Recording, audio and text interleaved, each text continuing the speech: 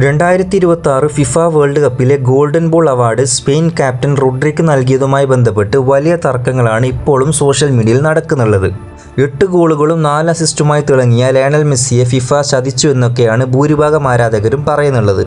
എന്നാൽ വെറുതെ വികാരപരമായി സംസാരിക്കാതെ ഫിഫയുടെ ഔദ്യോഗിക കണക്കുകൾ വെച്ച് ഇതിൻ്റെ സത്യാവസ്ഥ എന്താണെന്ന് നമുക്ക് നേരിട്ട് പരിശോധിക്കാം. ആദ്യം നമുക്ക് അർജന്റീനിയൻ ക്യാപ്റ്റൻ ലയണൽ മെസ്സിയുടെ ടൂർണമെൻറ്റിലെ പ്രകടനം നോക്കാം. 39-ാം വയസ്സിലും അറ്റാക്കിങ്ങിൽ മെസ്സി ഉണ്ടാക്കിയ ഇമ്പാക്റ്റ് ചെറുതല്ല. ഈ വേൾഡ് കപ്പിൽ 8 മത്സരങ്ങളിൽ നിന്ന് 8 ഗോളുകളും 4 അസിസ്റ്റുകളും മെസ്സി സ്വന്തമാക്കിയിട്ടുണ്ട്. അതോടൊപ്പം 5 മത്സരങ്ങളിൽ മാൻ ഓഫ് ദി മാച്ച് അവാർഡും അദ്ദേഹം നേടിയിട്ടുണ്ട്.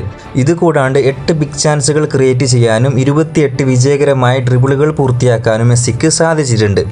ഈ ആക്രമണ നിരയിലെ കണക്കുകൾ മാത്രം നോക്കിയിട്ടാണ് ഭൂരിഭാഗം ആളുകളും മെസ്സിയാണ് ഗോൾഡൻ ബോൾ അർഹിച്ചിരുന്നതെന്ന് വാദിക്കുന്നുള്ളത്. ഇനി നേരെ ചാമ്പ്യന്മാരായ സ്പെയിനിൻ്റെ മിഡ്ഫീൽഡ് ജനറൽ റോഡ്രിയുടെ കണക്കുകളിലേക്ക് വരാം. റോഡ്രി ഈ ടൂർണമെൻറ്റിൽ ഒരു ഗോളോ ഒരു അസിസ്റ്റോ നേടിയിട്ടില്ല എന്നുള്ളത് സത്യം തന്നെയാണ്. പക്ഷേ ഫിഫയുടെ ഒഫീഷ്യൽ ടെക്നിക്കൽ ടീം അദ്ദേഹത്തെ തിരഞ്ഞെടുക്കാൻ കൃത്യമായ കാരണങ്ങളുണ്ട്. ടൂർണമെൻറ്റിലുടനീളം 1800-ലധികം തവണയാണ് പന്ത് റോഡ്രിയുടെ കാലുകളിൽ എത്തിയത്. അതായത് സ്പെയിനിൻ്റെ ഭൂരിഭാഗം മുന്നേറ്റങ്ങളും റോഡ്രിയിലൂടെയാണ് കടന്നുപോയത്. ടൂർണമെൻറ്റിൽ ഏറ്റവും കൂടുതൽ പാസുകൾ നൽകിയതും റോഡ്രി തന്നെയാണ്. അദ്ദേഹം നൽകിയ 753 പാസുകളിൽ 94% കൃത്യമായിരുന്നു.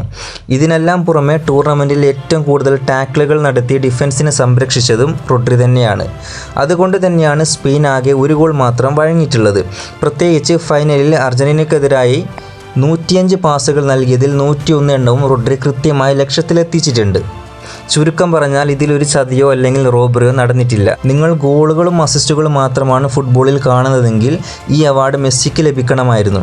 എന്നാൽ കളിയുടെ ഗതി നിയന്ത്രിക്കുക, ഡിഫൻസിനെ സഹായിക്കുക, ടെമ്പോ നിലനിർത്തുക എന്നീ കാര്യങ്ങളിലാണ് ഫിഫ മുൻഗണന നൽകിയിട്ടുള്ളത്.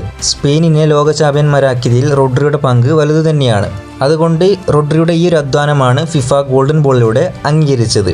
മെസ്സിക്ക് മികച്ച രണ്ടാമത്തെ കളിക്കാരനുള്ള സിൽവർ ബോൾ ലഭിക്കുകയും ചെയ്തിട്ടുണ്ട്. ഈ കൃത്യമായ കണക്കുകൾ വെച്ച് നോക്കുമ്പോൾ നിങ്ങളുടെ അഭിപ്രായത്തിൽ ആരാണ് ഗോൾഡൻ ബോൾ കൂടുതൽ അർഹിച്ചിട്ടുള്ളത്? മെസ്സിയോ അതോ റോഡ്രിയോ? താഴെ കമൻറ്റ് ചെയ്യുക. കൂടുതൽ വീഡിയോകൾക്കായി നമ്മുടെ ഈ ചാനൽ ഇപ്പോൾ തന്നെ സബ്സ്ക്രൈബ് ചെയ്യുക.